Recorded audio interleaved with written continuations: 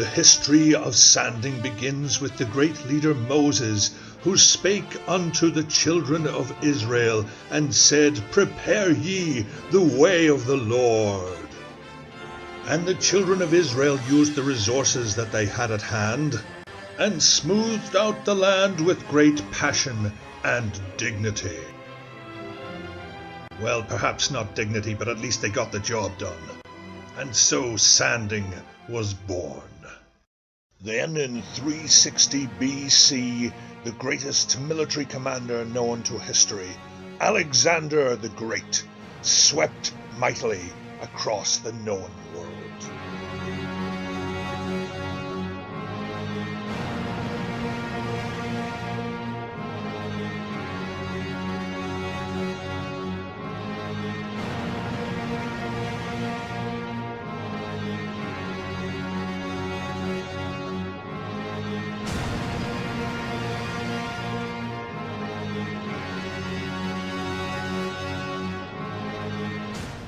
History have misjudged this military genius. Is it perhaps not Alexander the Great, but I like Sanders, they're great? Well, no. We had to wait for the crazy 20th century to arrive before we'd meet the man who would revolutionize the world of sanding, and his invention named for him, George Sanders. Here in this rare footage, we see Sanders discussing his early ambition. I used to cut up wood with this chopper, but it wasn't smooth enough.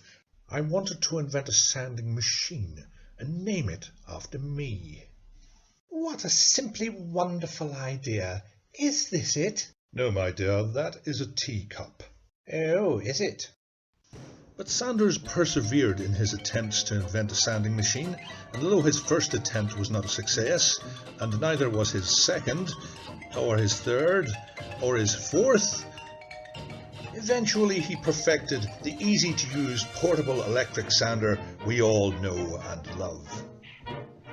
And not for nothing did George Sanders become known as the Old Smoothie. By the 1940s, the British military, always interested in experimental techniques, had started to take an interest in sanding and started to train their men at their military college of Sandhurst, where they made wooden guns, which were not always entirely successful. Nevertheless, Her Majesty the Queen became interested in sanding and often enjoyed sanding things at her workshop in her summer home of Sandringham. By the grooving 60s, everyone wanted in on the sanding craze. Sandy Shaw, Sandy Gall, Sandy Lyle, and yes, even Colonel Sanders. And so it's no wonder that sanding is fabulously popular, even to this day. This man has been sanding since 1959 and still hasn't finished. So thanks for looking in on the wonderful world of sanding.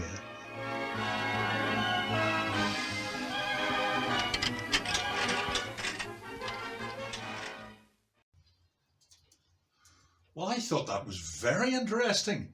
1974. Wonder if he's finished yet.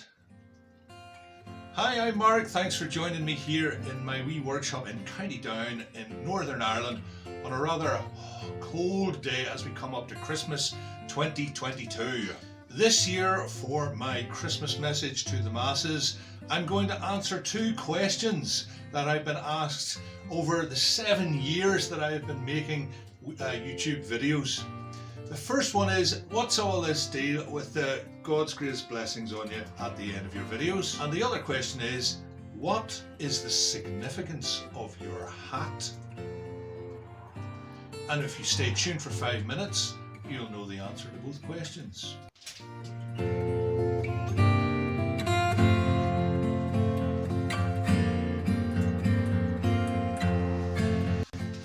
I think the biggest event of 2022 was the death of Her Majesty the Queen, Queen Elizabeth II.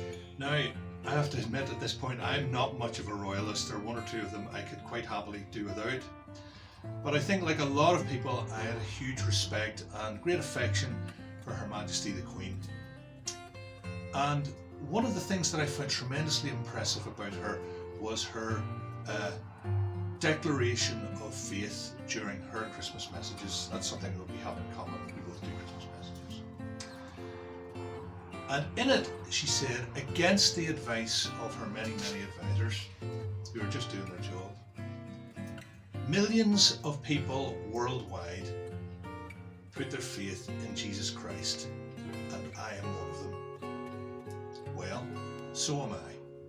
I've been a committed Christian for 41 years, and I hope to be getting the hang of it any day soon now. And that's why I always say at the end of my videos, God's greatest blessings on you, because even through thick and thin, and Kath and I have had a lot of thin over our years, God has always been there to bless us both. And I want that for you too. So that's the answer to that question, but this is a maker channel, not a Christian evangelism channel. There are already way too many of those on YouTube, so that's probably the last you'll ever hear of that. Now, the second thing that I've been asked is there any religious significance in your hat? Now, I gotta tell you, I was praying one morning, as I often do, and I knew that the Lord was looking down on me from above, and He said to me, Mark, you're going bald. You better get a hat. And do you know? He was right. Makes you think, doesn't it? So, as always, I want to finish off by saying God's greatest blessings on you. I hope you have the happiest Christmas you've ever had. Thanks so much for looking in all this year. And all I can say is, God bless you during 2023. And let's do this again real soon. Let's not leave it a year though.